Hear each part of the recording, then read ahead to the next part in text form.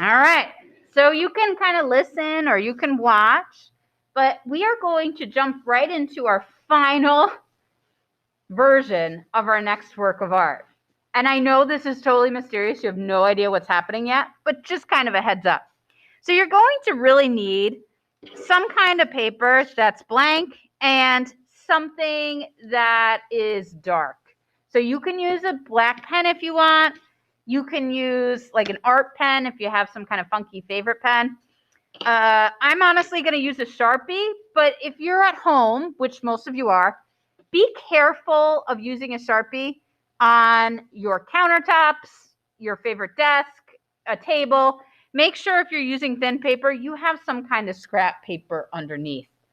When you're in the classroom with me, the tables I have are totally designed for that. So anybody who's in the blue cohort in class, don't worry about the Sharpie bleed through. That's fine.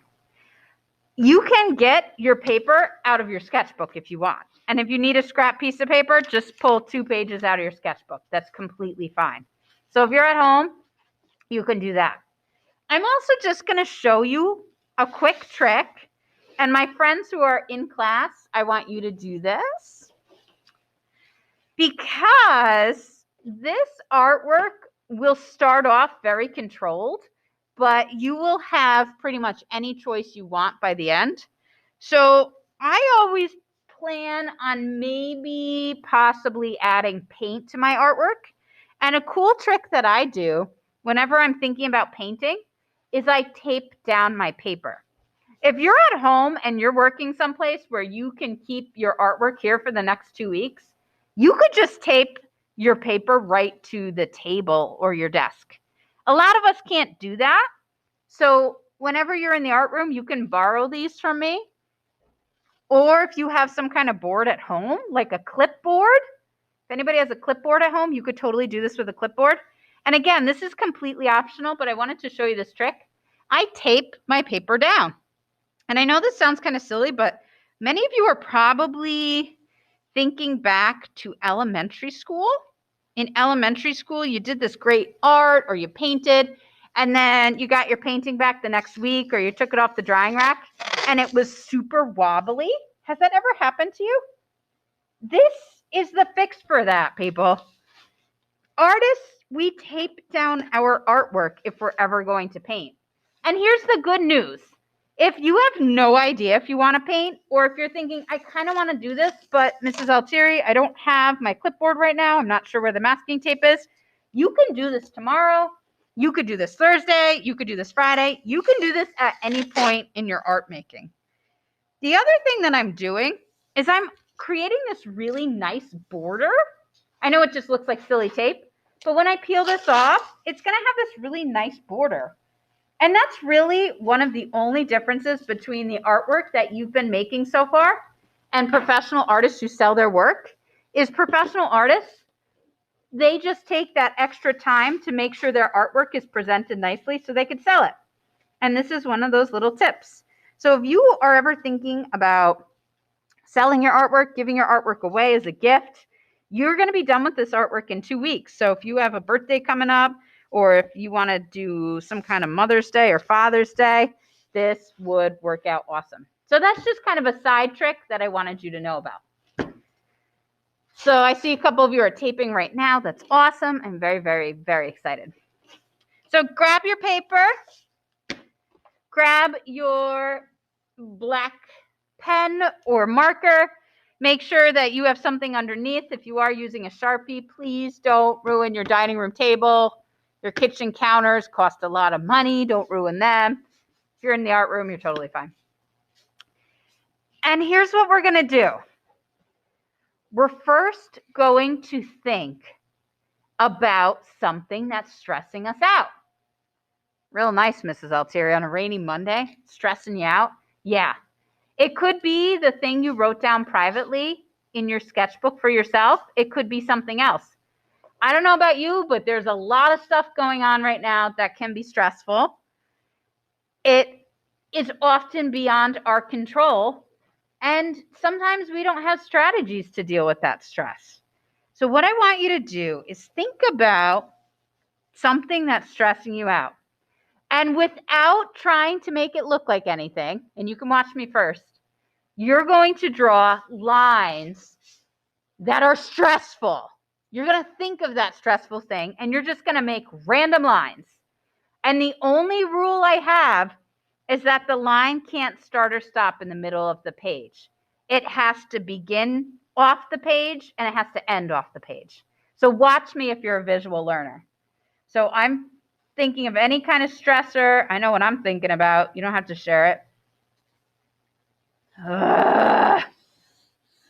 I'm drawing my line, and I can go off any side I want, but I didn't stop in the middle. My line began at the end, and it ended at the end. And I could do another one. You can start wherever you want. Stress, same stressor. Okay. Now it's your turn. I'm going to keep drawing, but go ahead and draw along with me. So find your stress. It's weird, right? Go ahead and draw that line. You get to decide how many lines you want. Maybe you have 4, maybe you have 5, maybe you have 10, maybe you have 27. Okay, sorry. I just need to put that one there. You know what? Maybe this one. Okay, maybe this one. All right. So go ahead and draw those stressful lines. Somebody just asked if they can start this on Thursday. Ben, you're going to be way behind if you start this on Thursday. This is something I'd really like you to do right now with me, okay? All right. I'm sorry, Ben, but I don't want you to fall behind. You would be 4 days behind if you start on Thursday.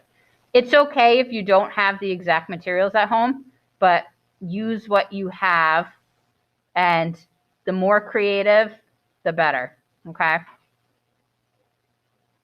Miss Altieri? Yeah. Will this be posted in the Google Classroom today? Yes, it will. Okay. Yep. I'll update it probably next period. You mean the demonstration? Yeah. Yep, you got it. Okay. Now, this next step that we're going to do, we will begin today, and this next step will take us a little bit today and probably most of art class tomorrow. And the next step is to look at these intersections. Look at the places where your lines cross one another. And I want you to use your black marker or pen to round out and color in those intersections.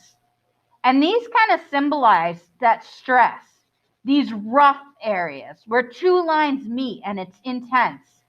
And what you're doing right now is you are thickening and rounding out those intersections to also symbolize taking control of a stressful situation that you might not normally be able to control and making it less hard. So I'm just going through every little intersection and I kind of round them out. And you can do this any way you want, by the way. There's no right or wrong. You can interpret this however you want. And if your interpretation looks different than mine, that's totally fine. But this will take a long time. You're going through each intersection and you're thickening and rounding it in any way you feel is necessary.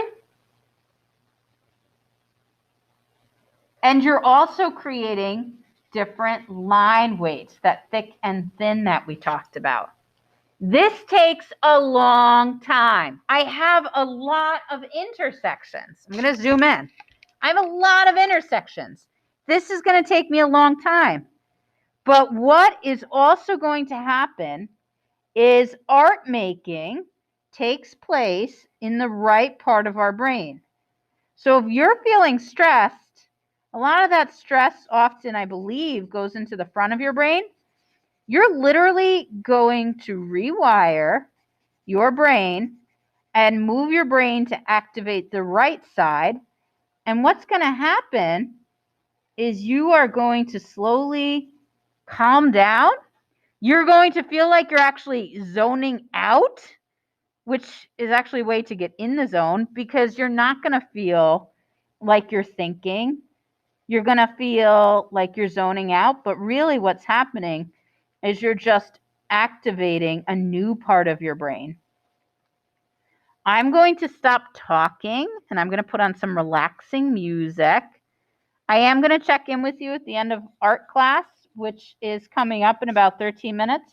But for the next 13 minutes, I just want you to begin rounding out your corners, taking your time.